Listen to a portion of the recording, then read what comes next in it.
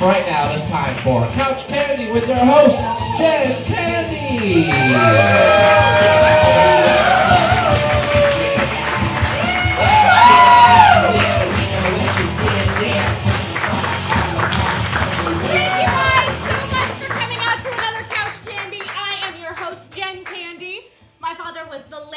John Candy, who is no stranger to Second City. Now, tonight I have got a very special guest. She is Second City alumni. She was on It's the Gary Shandling Show, Cheers, and so much more. The very talented, wonderful Bernadette Birkett. Now, before we bring Bernadette out, let's take a look at a clip from the movie Heartbreakers. Come on, you want to look at it? Sure, I'll look. Bernadette Birkett, everyone. This is Bob the Mouse. I'm just going to put him here. I take him everywhere and tell my grandson that he's been there. Oh, good. Someone needs to take a photo of that. So There he is. I love it. I was just going to show the clip of you in Heartbreakers with Ray Liotta. This lovely scene. There's my wonderful new daughter-in-law. Are you avoiding me? No. I gotta go. Don't let it bother you. She's shyer than shit. What is it you do, Mr. Stagliano? A college professor. Oh, what do you teach? College stuff. What are you, a fucking cop? Bernadette Birkett, everyone. I don't know if you can hear that. Did you hear that he said, what are you, a fucking cop? That's what he said. Maybe they cut that out. You might have cut that out. I'm sorry if I used It might have bad been a language. network version of it. And I asked all my guests what their favorite candy is, and yours was? It's black licorice. Black licorice. Why? Or red. I don't know. I just always liked it. You, Andrew Alexander, Jim Belushi, and Miriam Flynn all have also loved black licorice on the show. Really? Yeah. Wow. And we're all so much alike. I know you should. I was going to say, you couldn't tell you guys apart at all. Not at all. So please, enjoy. And there is red Thank licorice you. floating around somewhere. And that's great, too. I like that as well. I know, so they're both delicious. You're from Chicago, I am indeed. and you come from a family of like 65 brothers and sisters? I do. And they have mates and children. We're really ashamed of ourselves as far as the globe is concerned. No, I'm the oldest of 10. I have 7 younger brothers and 2 younger sisters. Wow. We've all been fairly prolific. Also, 42 nieces and nephews, I think. I know. That's a one big family reunion. It is. When my grandmother died, somebody said to my aunt, is there any charity that you should give money to in my grandmother's name? And she said, yes, Planned Parenthood. Well, did you always want to be an actress? I don't know. You get a lot of experience entertaining your siblings, so I was just going to say, there's your audience. It seemed like there was always sometimes more in my family than in the audience in theaters. But nonetheless, an audience, and so that was your way of But performing. I didn't think about being an actor. You know what I mean? What did you want to be when you grew up? The Pope. I wanted to be the Pope or Robin Hood. And my mother said, "What are you, insane? Those are men. You're a girl." I go, "Well, but why can't I? Because when you're little, you don't know a gender you don't know thing. the difference. Yeah, you just go, I want the Davy Crockett outfit too. Oh, yeah, I always wanted Why do I have to be the stupid girl that is just like helped onto the horse? Come on. Yeah, cowboys and I'll Indians. ride the horse, thank you. I can do it. Yeah. I've got it. Yeah. Now, how did you find improvisation? Also through your siblings? No, well, they're all younger than I was a trailblazer. But no, actually, I started out being classically trained, as they might say, at the Goodman Theater, which is a conservatory program where you're a student and then you move into productions and whatever. But I got sidelined my first semester, my second year. I got pregnant, and it wasn't. Yeah, it happens.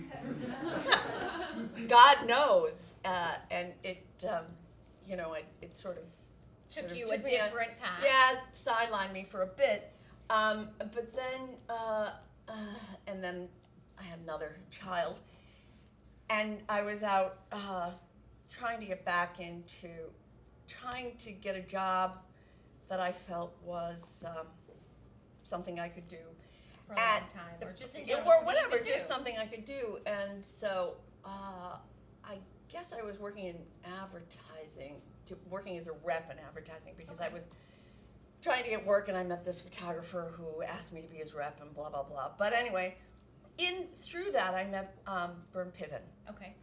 And I started taking workshops with Bern. And in the meantime, my then husband of 4 years decided to dump me. Oh. So, well, that's That- his that choice, also- you know. He didn't like, he wanted to be a vegetarian too. So, you know, whatever. They went Do that- whatever you want with that. So, he dumps me, and I was like, yeah, I have 2 kids. I was really depressed, and so I had a friend So who. you started taking classes. Well, I didn't really. I had a friend who worked in the box office Okay. at Second City. And something that lots of people don't know, Bernie and Joyce were very good friends with a lot of people in the visual arts, fine artists from the Yes. Art Institute of Chicago, which is where my ex-husband was from. And so I knew a bunch of artists and whatever. And this woman, Nancy Barsamian was her name, worked in the box office. And she called me and she said, look, they're looking for a woman, they're gonna hire another woman. You should come and audition, and you're funny, you should audition. I thought, oh God, how could I do this? So I pulled myself together and I went to this audition, and you know, I mean, it was, but I got called back, and so it was like a cattle call, and I got called back, but I didn't get in. But Michael Gelman, who was calling people to tell them the news, and called- this is an audition for Second for City. Second City. But I had no workshop. I mean, I had Bern Piven and, you know, classical training or whatever. But so Michael Gelman told me, he goes, you know, they didn't hire you, but they almost did. If you take workshops, I'll bet you get in. So I thought, okay. Great. The only workshop I could take to coincide with babysitting was Dell's. Okay, Del Close. Dell had just moved back from living in San Francisco, and he was having a workshop, not to conflict with Josephine's workshops, but, and I had to have a workshop on Saturday afternoon so I could get up in the morning, not that this is a heartbreaking tale, but I got up in the morning and took my 2 sons to my grandmother's house so she could watch them, and then I came back to Second City and took the workshop and then went back there. So that's how I wound up in Dell's workshop. And Wow. 2 years later, I got hired. You got hired at Second City. I did. That's great. The babysitting thing was a real that was problem. that was a juggling. No, I mean, nobody had kids. I mean, you and you sort of couldn't had leave them to. at the bar, right? Well, sometimes I did. I was just gonna say. Yeah, it was better than leaving them in the car. Yeah. So I sometimes would have to, you know, I had friends from the workshop. Judy Tenuto was a regular babysitter for my children. They have a lot of problems. She would come and play the accordion for them. And, Oh my gosh. And you were also in an improv troupe, the Reification Company? Reification Company Now, was that before or after it Second was City? simultaneous, which was a bit of a conflict. Yeah. That's us. Okay, so you can't really, I guess you can see it now. I don't know if Noni is in that. Rob Riley down in the corner, all of those people worked at Second City. Oh wow. And Simultaneously? no. Okay. No, we sort of, well, Second City ate us. And so there was no, how can you do Reification Company if you're all- everybody's all working? So all of those, everybody in that photo worked at Second City. Not workshops, but worked there. Okay. And this is Reification Company. This is us on the road. And this is a scene that we did that is childbirth. It's accidentally watching somebody has it on a recording of their vacation, and on that same loop is the birth of a baby. But anyway, it wound up in it wound up in a Canadian show, closing it. I think. Oh, really? Closing a show in the Canadian show, but was really a verification company scene. But we crossed over so much that it kind of blurred just together. kind of It just blurred felt like together. everyone Yeah, was yeah. the same, Just same one thing. family. One big happy family. But really, Sheldon had enormous. Sheldon Patinkin. Yeah, Sheldon Patinkin, So who was I the met artistic. Sheldon through Bern Piven, through Right. the workshops in Evanston. Later, I was You've still kept at busy. Second City. Kept busy. I've always been busy. You're always busy. But Sheldon, Who was the artistic director at Second City in Canada, and Yes. he was also a producer of the SETV. Yep. And so he moved back from Canada and was taking these workshops, teaching these workshops at the Piven Theater. Okay. So, so I was in his workshop and I said, Sheldon, we have this group, and Dell formed us but abandoned us immediately. Had no interest in us whatsoever. Kind of sounds like Dell. Yeah. So Sheldon said, "Yeah, sure, I'll come." And he came, and he was amazing. Yeah. He really knew how to pull you. He is a real ensemble maker. Yeah. He really was helpful, and he gave very few notes, but he said to me, "Don't hide. Listen and tell the truth." Okay. Those are his big notes, and I'm sorry, but that's pretty much the best thing you can tell anybody who's an improviser. That's great advice. yeah. Now, was it true that Sheldon also kind of pushed you into directing? Oh, he did. This is right after the earthquake in Los Angeles. So And 1994, the big one? So Sheldon calls me and he goes, Andrew's looking for somebody to direct Northwest. And he goes, "You've got to do this." Because I've been in the summer before, I was in Michigan. We had a summer house in Michigan. And I would commute back and forth for Sheldon's workshop, directing workshop, on Saturdays. No, they were Thursdays. And so You do Adam that. McKay was in it. Oh, wow. I drove 220 miles leaving Michigan at 6 o'clock in the morning and then drove back at night. Dedication. My kids were 6, 5, and 4. Wow. And they would stay with my mom and George, and I'd go back and do Sheldon's workshop. And then I'd go to I go to the market and then drive back to Michigan. Oh, wow. Yeah. How did you meet George? I met George at Second City. And of course, you can't meet anyone outside of Second City. when No, you work once- there because no normal person would ever date you. And George was very brave. I had two children, and of course I hid them from him. No, I'm joking. I told him that they were my short roommates.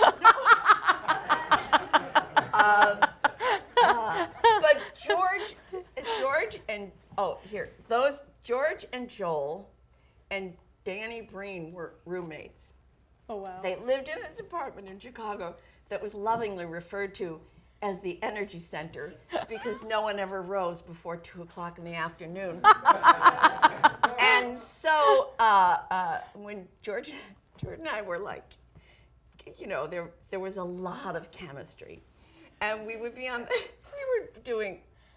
the road or whatever. And I go, "Well," we come back to the Energy Center. I go, well, I gotta go. And George would go, I only lived like 6 blocks away. George would go, "I'll walk you home." And Joel would go, "I'm coming." So so it's like you're dating a lot of people in the beginning. So finally, like it's the 4th of July, and we were like the open. We followed the Chicago Symphony at Ravinia. They opened for us. Oh, wow. Mozart. Anyway, so it's bicentennial romance. This is 40 years ago now. This is 1976.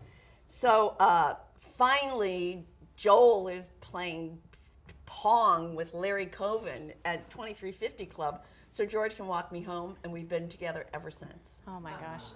4th of July. Yep. So could you say that's the best thing that came out of Second City? I would say so, yeah. I mean, we also have 3 children. Yes. So there's a bond there, too. Yes, there is a bond there. They're not just yeah. Second City. What happened when you stepped off? There's a story. You stepped off stage at Chateau Louise. We were out at the Chateau Louise for like 2 years before they had the Southern Northwest Company. And the theater there insisted that they have their stage manager. And their stage manager was like reluctant to put the glow tape that we need around the edges of the stage. They just were like stonewalling us. And so this is the last night of previews. And so we had just done Young Totes. Anyway, a satire of young Americans. So I'm walking off stage in the dark with hardly, and I suddenly I'm 8 feet down, like in the orchestra pit, and the lights come up, and some man in the audience sees me on the ground and goes, "Oh my God, oh that's terrible. Are you all right?" I go, "Shh, that's next scene." So I had to leave the theater and go all the way out into the lobby, all the way around it, up the back stairs, and get into my costume for dummies, and then be ready to go on stage. Gosh. Similar thing happened to me. I was in a play and they had built stairs, and there was between the platform and the stairs there was a crack. I had my heel and it went through it. It was rehearsal, so there was only a few people in the audience, and I had gracefully fallen down a flight of stairs and land, legs up, hands up, pause. And then my friend who was supposed to come off stage, he's like, "I was waiting for your cue, but you didn't come off stage." So all of a sudden I pop up, run off, and then continue the scene because I was like, everyone's like, "Are you okay?" I'm like, "Totally fine." I had to finish the scene, so I said my line and walked right off. That's right. I mean, You go with it. You gotta go with it. And of course, I walked like a slut for 3 months because I couldn't put my heels down. It was so painful. Oh no. It's a good look for me. So Sheldon Patinkin Yes. got you into directing, but he also directed you He did. in Sexual Perversity Perversity in Chicago. When was another break I took from Second City? Yeah. And then what was that play like? And that was obviously in Chicago. It was in Chicago. It was at the Apollo Theater, and it was the first thing Sheldon directed after he moved back to Chicago. He'd been in Toronto, and then he was in New York for a little bit, and then he came back to Chicago. And it was it was an extraordinary experience. But I have to say, when I was doing it, there was a period of time when I was naked in it. Eventually, they'd let me wear underwear so I wouldn't get rug burns on my behind. Oh gosh. But I had said to my mother, I'm in a play. It's a great job, and I got this, this long run of a show. And I go, I have to take my clothes off. I would be naked. And she goes, "You better do it now. Soon nobody will want you to do it." So It's great advice from your mother. So, yeah. Words of wisdom I from thought mom. she'd be shocked, but no. Well, 10 kids. Yeah. So we ran for a long time. Oh wow. Yeah. Well, there. And then Sheldon kind of, had this brainchild. He did this. He pulled a bunch of Second City people together with people from Steppenwolf, and we did scenes from Lovers and Other Strangers as a fundraiser. But he always had this. For him, there was no division. There was no separation. There wasn't this kind of theater, Right. Serious theater, or he just. Sheldon was great just- like that. He yeah. was just he lived with my mom and my dad in an apartment. In the apartment, was he down the basement? The house. He had the Second City house, and that's where He did. yeah. It was. Sheldon was always great. Yeah. I always loved Sheldon. Yeah. Bernie Solins, what influence did he have on you at Second City? Well, Bernie. He had influence on everyone. Right. I always think of Bernie. I always think of the idea of commitment and integrity and playing to the top of your intelligence, and not. I mean, sometimes it, you know, he would stretch things so that you would make it smarter than it was when it was just funny. Right. He was much more emphatic about that with Chicago than he was with the Canadians. You guys could be funny, and he wouldn't like give you a hard time. But he was like, he was that way with Chicago, I think, because he wanted it to be the best that it could possibly be. Right. When I was directing when I was directing the Northwest show, he had already sold the theater to Andrew. And so I was on my way in, and I hadn't seen him in a while, and he goes, "Bernadette, how's the show going? Do you hate everything? Do you hate your actors, and do you think everything is shit?" I said, "No, Bernie, I love my actors. They're great." He goes, "You're nowhere near ready." He was right. You were one of only 4 or 5 female directors? 5 women directors in the history of Second City. Talk to them. Yes. Yeah, there's Betty, myself, Barb Wallace, Jane Morris, and there might be somebody else who directed in Canada, and Kelly's wife, George. Oh, And Libra. Yep. Yeah. We are the only ones. You were the only ones. Yeah. Was that it? That was a challenging road? Yes. Yes. To put it I think politely. but I mean, I think it's challenging for everyone because it's not like you have the book of the show in front of you. Right.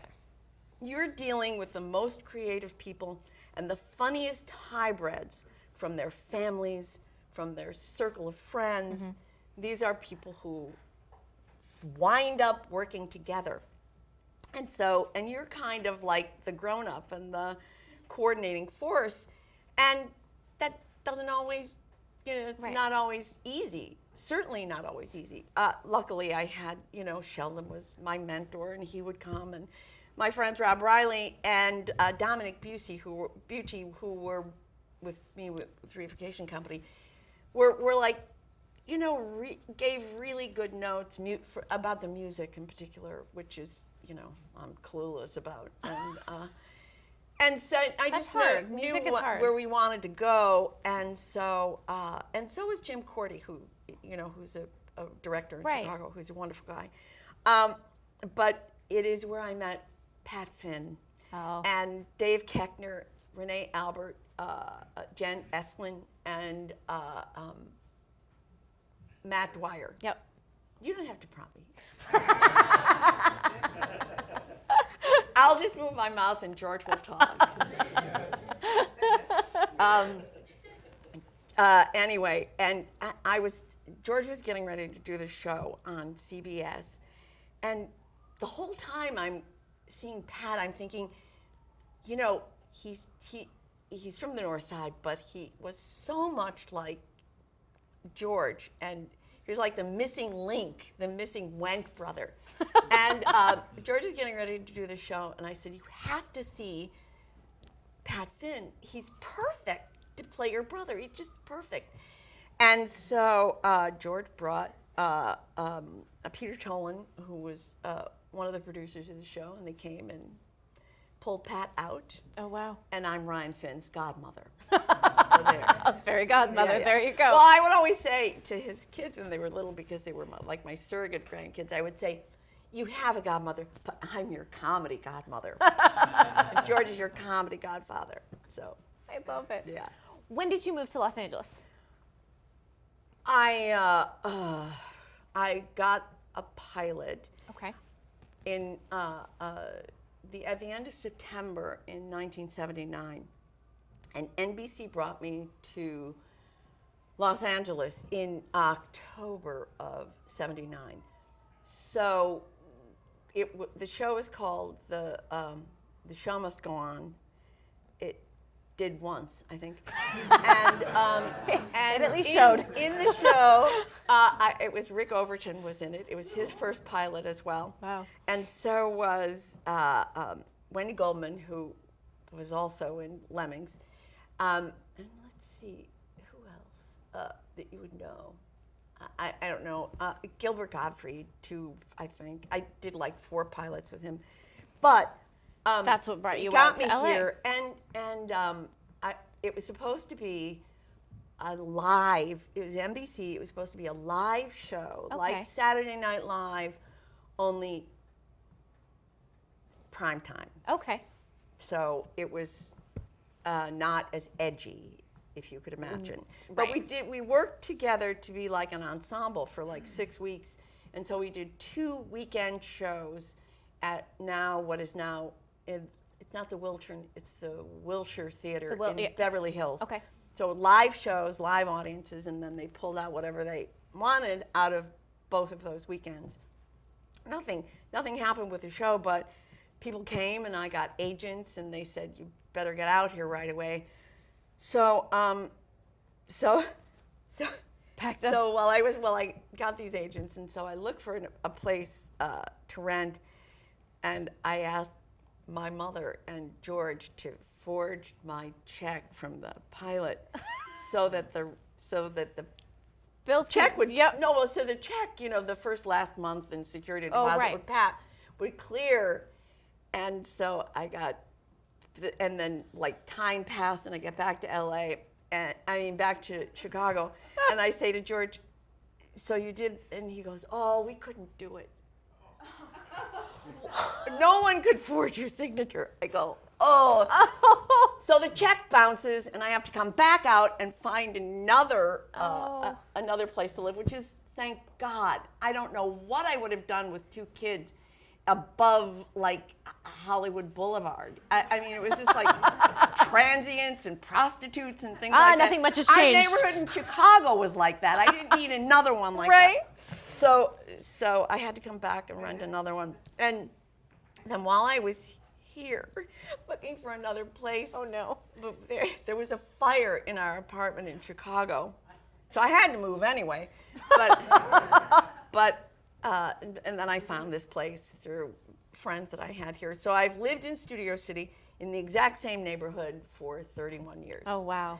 And I guarantee you can put any neighborhood in New York or Chicago or any big metropolitan area, mine is equally as convenient. I never have to drive. I can take public transportation Yep. everywhere. I'm by the best school, library, so there. So everything's there. Everything is there. I love it. So That's I'm so still there. So you're I'm still married to the same person. So we have 5 children. So what was it like when George got Cheers?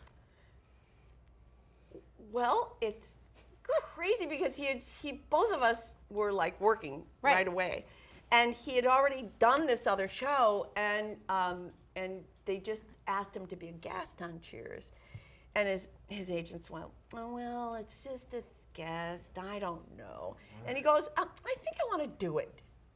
Well, there you go. There you go. And you were also on Cheers. I was on Cheers. I was the love interest. The love of, interest. John Ratzenberger. Yep. And then Tinkerbell. I was also Vera's voice Yep. forever, looking for my beloved husband. Yeah. There you go. And that is you with the. No, that's not me Well, with there a you pie go. in the face, because I was on Gary Shandling at the same. We had the same shooting schedule. Well, there you go. As Cheers, so So then that photo lied. that's a body double. There you go. But me. But it was but it was technically Vera. It is Vera, yeah, But you not never see you. her. Yeah, in the last episode, it's Vera's. Those are my legs outside the door where you hear Vera's voice, and I'm sitting through the window. Oh, there you go. And then you were also on a hit show. It's the Gary Shandling Show with Gary Shandling. It wasn't exactly a hit. Oh, in my mind, it was a hit. It I loved it. that It was a show. cult. It was a cult. experience. Yes. It was a cult. But we were the first cable show to be nominated for a Primetime Emmy. Right. The very first. What was And- the audition process for for that? Okay, so I had a baby. I seem to be always having babies. I just had a baby, and Noni Newton-Breen, Riley, who and I were having a baby shower for John Smet and Jan Vina, also Second City friends. And my agent calls and goes, they want to see you on this. I don't know. We don't know what this is about. They want to see you right away. And I go, oh, well, George is out of town. I have to find a baby. So I went down the street and asked the neighbor girl to come and watch my daughter, Hillary, who was just a year old. And I went to this audition, and people didn't. This is a callback, and they had seen everybody. So somebody had signed in, and they didn't want to go first because they didn't want to be first. And so I go, You never want to be first. well, or I'm either a first nursing or last, mother. right? I'm going to go first because I've got to go home. I gotta and go feed and the get out. baby. So I sign. I'll go, and I had gotten the sides from the casting director. So I go in, and I have the sides in my hand, and the other actor, it was Michael Tucci, starts to read, and it's not the sides that I have. No. So I improvised. And everybody from Showtime was there, and all the producers, and it got big laughs, and people are like looking at their scripts, and they're going. And so then I think, all right, I'm done with that. I better go home and feed the baby before I start leaking. So, so then they go, can you, and this is before cell phones, remember? Oh. In the olden days. And so, That old. so they go, can you wait? I go, yeah, I guess, I'll wait. And so then I was there for like 2.5 hours longer, and it turned out that I went to work the next day. Wow. Yeah. That's amazing. Yeah. I don't know anybody else improvised their way into, and actually they changed it to what I had improvised. Really? But Gary was like, Gary Was there a lot of improv? Did you improvise a lot on set? No. And no one, now people, will say, if you want to have fun with that, which means make it funny by improvising. Right. They didn't like that. You couldn't say, if it said the, you wouldn't say the. It was just very rigid. They didn't think improvisation was appropriate or whatever. And that's fine. There were great writers or whatever. But it was just this. And Gary was also, when I was in Off the Wall, another improv group. Yeah, that I was in, just going to bring up Off the Gary Wall. did workshops with Dean Marcus, who was an offshoot of the San Francisco improvisational scene. And so, but he didn't know me. He didn't have any connection or anything. But there he is in that photo. And Off the Wall is one of The longest running improv. We were working here for a couple of years. Yeah. And there we are. So We there did you guys are Edinburgh, kind of yeah. all throughout time. Yeah. It's like one big happy family. It is, and it is an extended family. That's one of the gifts of having this experience, having worked at Second City, is that these are your extended family, the dearest people. You love them, and you're with them for selfish reasons. You want to laugh as hard as everybody else. Yeah. It makes you feel good. It brings out the best of you. And why not spend every moment you can with people that you like rather than people you don't like? Yeah, it's a gift, and well, I have to say this: when George and Joel and Danny Breen were roommates, when George and I decided we're going to get married, and that's a whole other story, down to Polo's fault, really, that we got married. But my sons, who were then 6 and 7, believed that Danny Breen was going to live with us as their sibling. They just thought that was great, the church name, but then Danny Breen will live with us. Well, you grow up with, I think it was, for me, it was I grew up with all of my dad's friends who were Second City and SCTV, and that's who, those are your extended family. Right, and that's, exactly. Some people are like, you're friends with so, I'm like, well, yeah, it's just, that's who I know, and that's normal for me. And the funniest human beings on the And planet. yeah, exactly, and it's the greatest environment to kind of be brought up in, because it's almost, that's another free education because you're learning from people and what they do and how they improvise and all that stuff. Yeah. But which is amazing. Now you also did a play with your husband, George. Oh, I did. Never too late. Never too late. It was way too late. Was it way too late? But the audience didn't know. They were far away. What was that like working together? Oh my God, it was so much fun, and it got me out of the house. So I wasn't dealing with like the floods or the exploding water heater or whatever. I was gonna say, did you rehearse at home? No, you were just like, let's do everything. But it was so great. It was so much fun. We were there for 4.5 months, and people were so nice. Candace, despite the politics and the governor, just everybody was really lovely. And, it's the first time I ever got a job by sleeping with the lead actor. I'd do it again in a minute. Same guy. Is that how you got Fox in the Fairway? Yeah. There we are. That was the next year in Calgary. It was really fun too. Oh, that's yeah, really, really fun. I love it. Now, you are constantly taking classes still, and you're improvising all the time. You're always going. You're the Energizer Bunny of improv, and I love it because you always have so much energy and so much spunk. Oh, thank you. You're a doll. Spunk. I was back in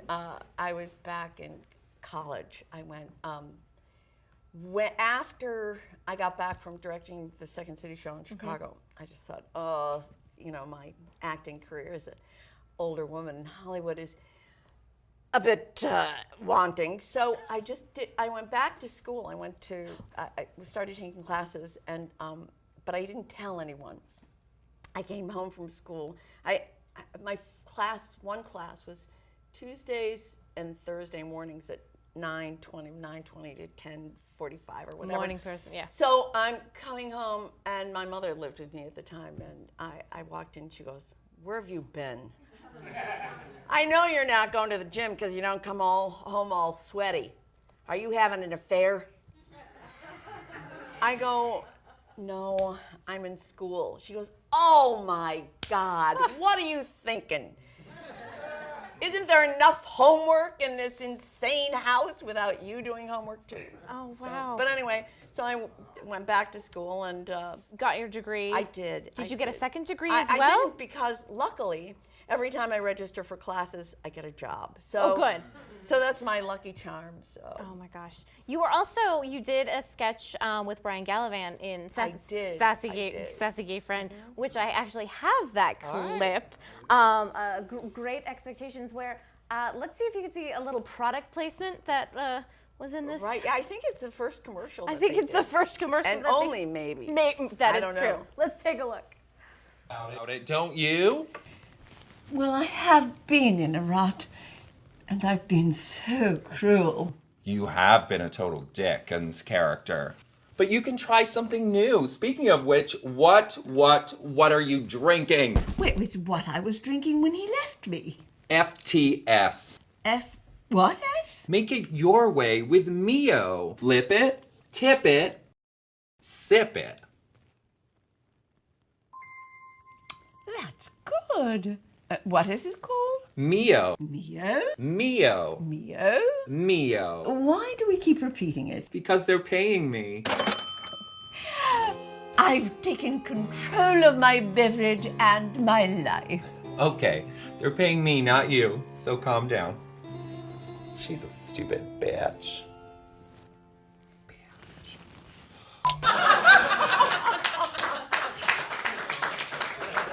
I love when those came out and they became viral hits. And I remember seeing them I saw him do them on the stage at Second City because that's when I was working there at the box office. And so I saw Sassy Gay Friend. So funny. Live and in person. Yeah. Fabulous. So what are you currently working on right now? You still do an improv show monthly at the Fanatics. It's not exactly monthly, Oh. although it will be this cycle because Dan Castellaneta and Deb Lacosta have a play that they're going to do at the Fanatic. Okay. So we have another show coming up October 8th. But we do, Check that out. and I'm with Paul Sand, who was in like original, not the original company, but very early on at Second City, and Jane Morris and Jeff Moltowski, who you Yeah. should Nope. talk to both of those Yes, guys. they are on my list of Oh, people good. to talk to. And we have it's a Sunday workshop that we primarily work on things that we're writing, Right. but we do games and long form. Great. Yeah, it's really fun. So Well, I do a little something at the end, and Okay. I kind of the Candy Connection. yes, Like 6 degrees of Kevin Bacon, which we discussed earlier. Yes. You technically are the 6 degrees of Kevin Bacon, but for this 6 degrees of Kevin Bacon, only we use it with my dad, John Yeah. Candy. Uh-huh. So we're gonna go with this. You, Bernadette, yes, we're in Second City, yes. and so is my dad, John Candy. That's right. But that's But I also know him through Sheldon through Sheldon. and George. But I think I can do this better. I think I can do a longer, Okay, a fine. longer, more 6, slightly long. Jason, you want to help me with this one? I gotcha. Okay. So Bernadette, you were in It's the Gary Shandling Show Yes. with Gary Shandling. Yes. Gary Shandling was also in Iron Man 2 with Robert Downey Jr. Okay. Robert Downey Jr. used to date Sarah Jessica Parker. Sarah Jessica Parker is married right now to Matthew Broderick. Matthew Broderick was in The Producers with Nathan Lane. Yes. Nathan Lane was currently in The People vs. O.J. Simpson with John Travolta. John Travolta played Edith Turnblad in the movie Hairspray. Uh-huh. George played also Edith in the musical Broadway version of Hairspray. So pretty. What a pretty photo. George was on SNL Yes. with Chris Farley in Yes. The Bear sketches. Yes. Chris Farley was in Coneheads with Dan Aykroyd. Yes. Dan Aykroyd was in Great Outdoors with John Candy. Thus, a very long version of the Candy Connection. Excellent. I love And it just goes to show you how many people everyone knows and all that. But Bernadette, it was an amazing. It's over. Oh my goodness, And it that was so went much. fast. It did go fast, but it's so. I want to say thank you so much for pleasure. being here, It's really and fun. I love hearing all of the stories of Second City and just I admire you so much just because of everything that you've done and accomplished and still do. Thank you. And I always love the pearls because you're always so classy with me. Thank you. Thank you, Bernadette. Thank you guys so much. I will see you